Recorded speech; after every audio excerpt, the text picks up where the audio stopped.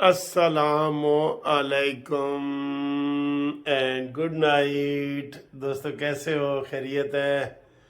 Good night نہیں، good evening, ٹھیک ہے؟ گڈ نائٹ تو ہوتا ہے خدا حافظ۔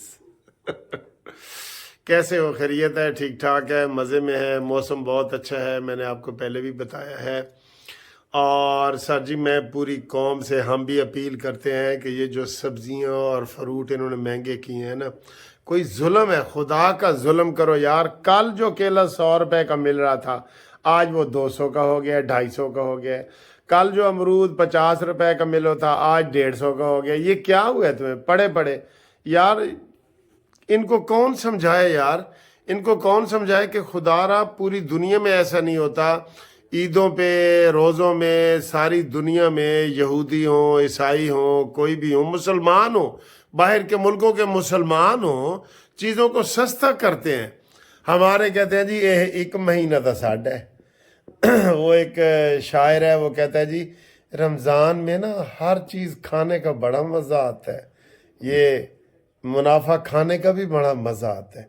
تو وہ اس نے کوئی لطیفے سے بنائے ہوئے ہیں مسعود صاحب نے۔ تو آج چیزیں سستی کریں، خدا کے لیے چیزیں سستی کریں۔ گورنمنٹ کہاں کہاں سبسڈی دیتی پھرے، مقروض گورنمنٹ ہے، کہاں کہاں سبسڈی دیتی پھرے، نہیں نہ دے سکتی۔ تو آپ خود ہی رحم کریں، خود ہی رحم کریں۔ اور ہم اپنے طور پہ بھئی دوستوں کی جو ہیلپ ہو سکتی ہے وہ کر رہے ہیں۔ کوئی کرنا چاہے تو ہماری کوئی اپیل وغیرہ نہیں ہے، ہم ان کے لیے بھی کریں گے، رمضان میں ہم کرتے رہیں گے۔ اور میری تو خواہش ہے کہ رمضان میں جو افطاری ہے وہ وی آئی پی قسم کی افطاری عام مزدوروں اور غریبوں کو کراؤں، بڑے ہوٹل میں۔ یہ میں انشاءاللہ کوشش کروں گا اس کی، بالکل۔ اور یہ سارے پروگرام کریں گے۔ تو میں ابھی یہ ویڈیو بنا ہی رہا تھا کہ اسی دوران ساڑھے نویں وزیر اعظم دی پہلی تقریر قوم سے خطاب نہیں کر رہے، وہ ٹی وی والوں نے آن کیا ہوا ہے، وہ نئی کابینہ سے خطاب کر رہے ہیں، ان کو کوئی صلاح مشورے دے رہے ہیں، قوم سے خطاب نہیں کر رہے۔ عمران خان تو روز قوم سے خطاب کرتا تھا، یاد ہے آپ کو؟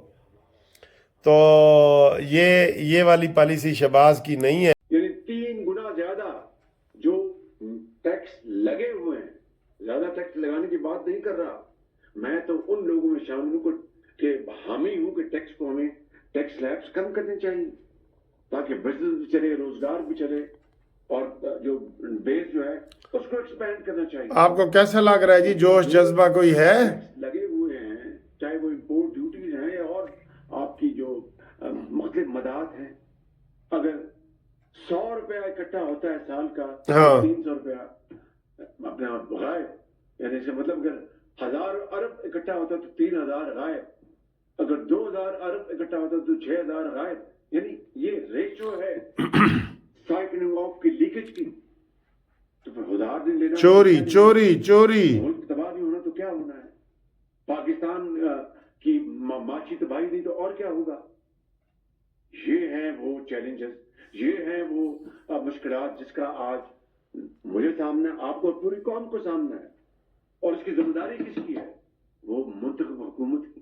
عوام نے ہمیں ذمہ دار اب ٹھہرانا ہے، ہمیں انہوں نے اگر یہ ووٹ دیا ہے تو ان کی اب آپ جواب دیں، ہم ہیں، اللہ تعالیٰ کو جواب دیں اور عوام کو جواب دیں۔ میں بڑے ادب سے عرض کرنا چاہتا ہوں اپنی کولیگز کی خدمت میں کہ now we will not deter اور delay, no waste of time, ایک سیکنڈ کا بھی محسن نقوی، خالد مقبول صدیقی نہیں کروں گا۔ اور آپ میری ٹیم ہیں، بہت قابل لوگ ہیں، اپنا it's a combination of youth and experience جو میرے سامنے موجود ہے، تجربہ اور جواں خون، یہی مل کر ایک انجن بنتا ہے جو قوموں کو آگے لے کے جاتا ہے۔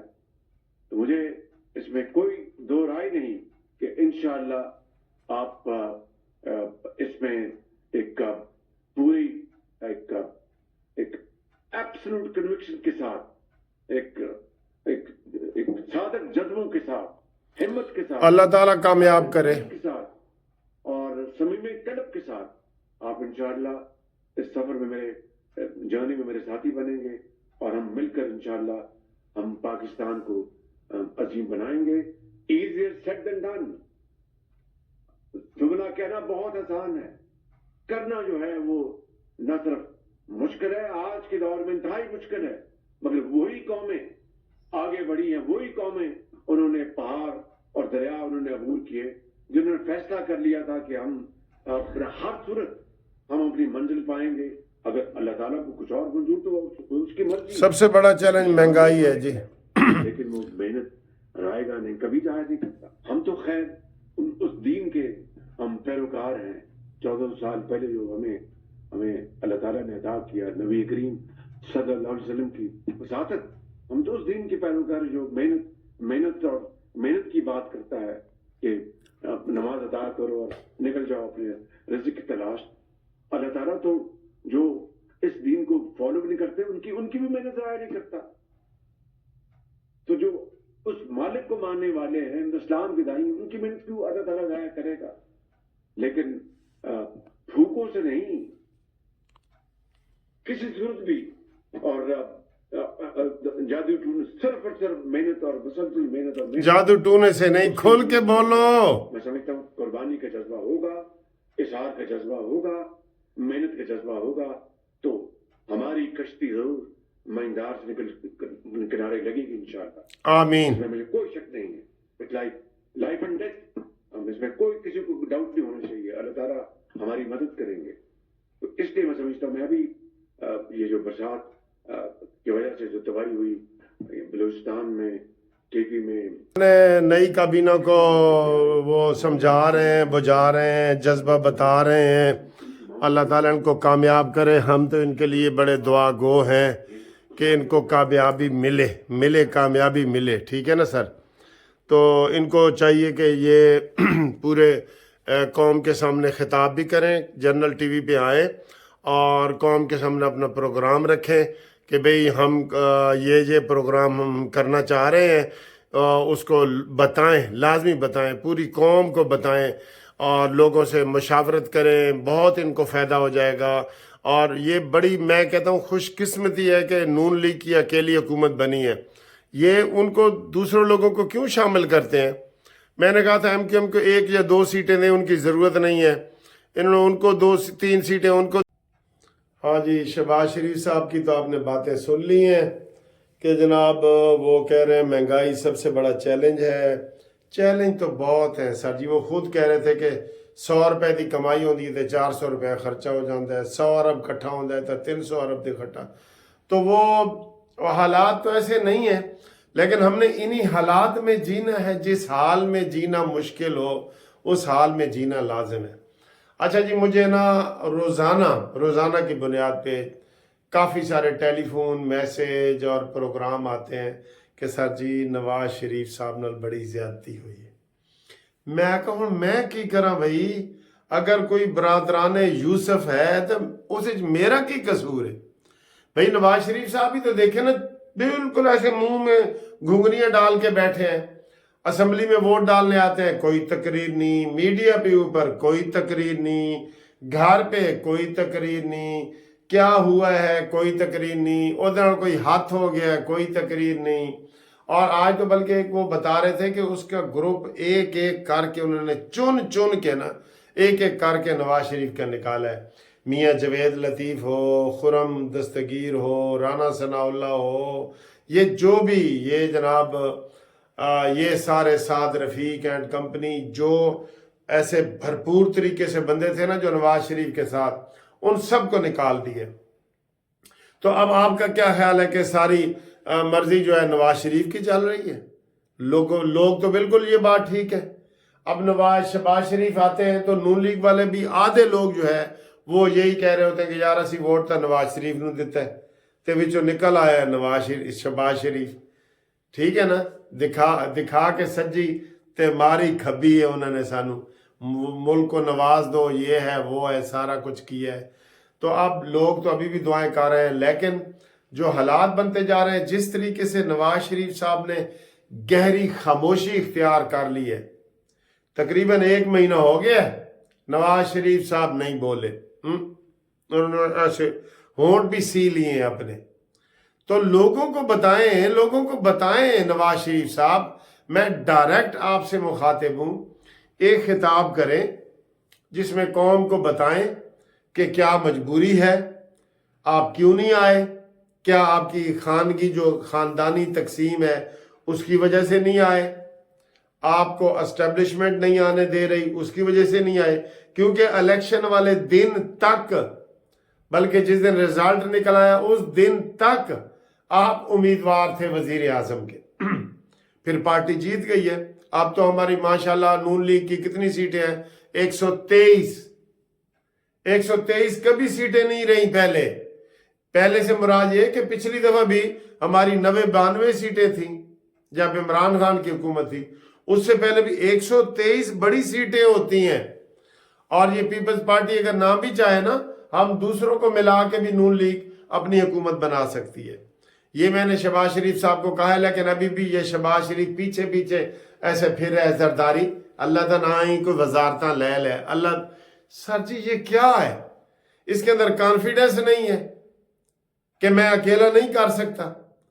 रोजाना यही बयान आ जाता है शहबाज शरीफ साहब के नुमाइंदों की तरफ से कि हम पीपल्स पार्टी वालों को कहेंगे कि वो हिस्सा बने, और वो कहते हैं बख्शो भी बिल्ली चूहल अंडोरा ही भला।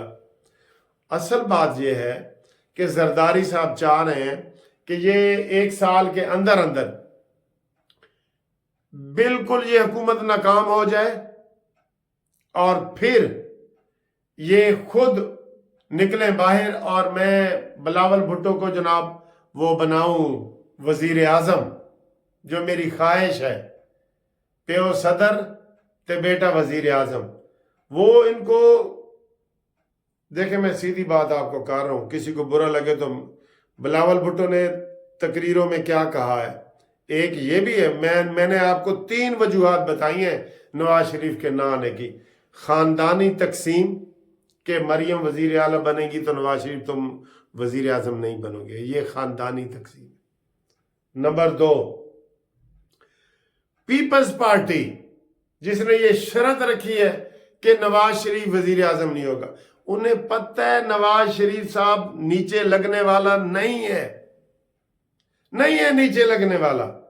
वो धड़ल्ले से करता है कि वो कहता है बेशक मेरी हुकूमत जाती है तो जाए, मैंने जनाब ये काम करना है। दूसरी वजह ये पीपल्स पार्टी, और तीसरी वजह एस्टेब्लिशमेंट।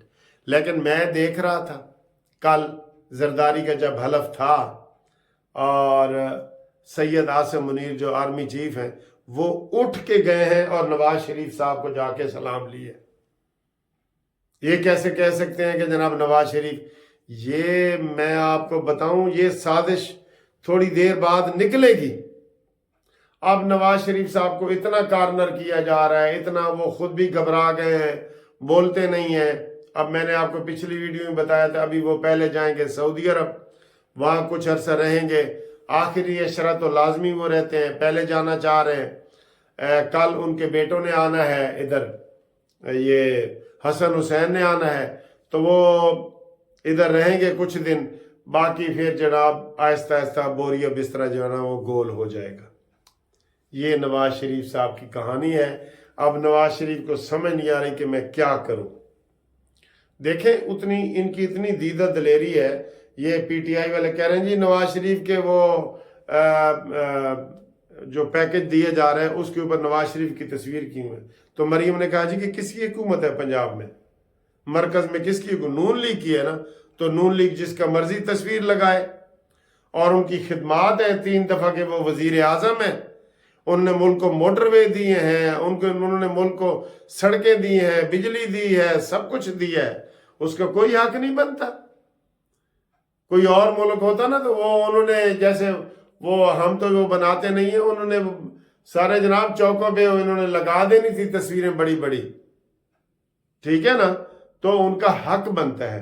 तो जनाब नवाज शरीफ साहब, हमारा आपसे ये मुतालबा है कि एक दफा खुल के आए, टीवी पे खिताब करें, अपनी असल वजूहात बताएं, अवाम को बताएं अवाम को। अब हमने शहबाज शरीफ को वजीर आजम भी मान लिया है, लेकिन कौम कहती है बताएं जी आप चाह रहे हैं कि नहीं कि जनाब नवाज शरीफ साहब आके कौम को वजूहात बताएं कि वो वजीर आजम क्यों नहीं बने।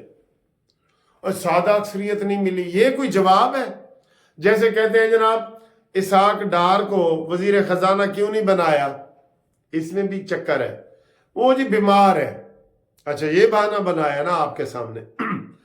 तो जो वजीर खारजा बनाया है, जिसने एक दिन भी अपने मुल्क में नहीं ठहरना होता है, इधरों अफगानिस्तान, अफगानिस्तान से ईरान, ईरान से अमेरिका, यूरोप, दुबई, सऊदीया, वो बीमार आदमी इतने दौरे कर सकता है? तो ये भी बहाने हैं। ये भी जनाब वजीर खजाना ना बनाना, ये भी आपको पता चलेगा अंदर दी कहानियां, तानू सारियां अंदर दियां कहानियां, असल हकायक ये आपको कुछ अरसे बाद पता चलेंगे।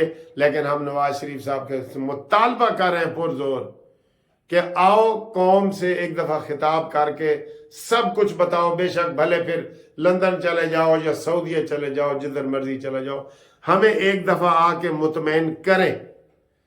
आप जिन जिन लोगों का मुतालबा है वो जरूर मैसेज करें मुझे।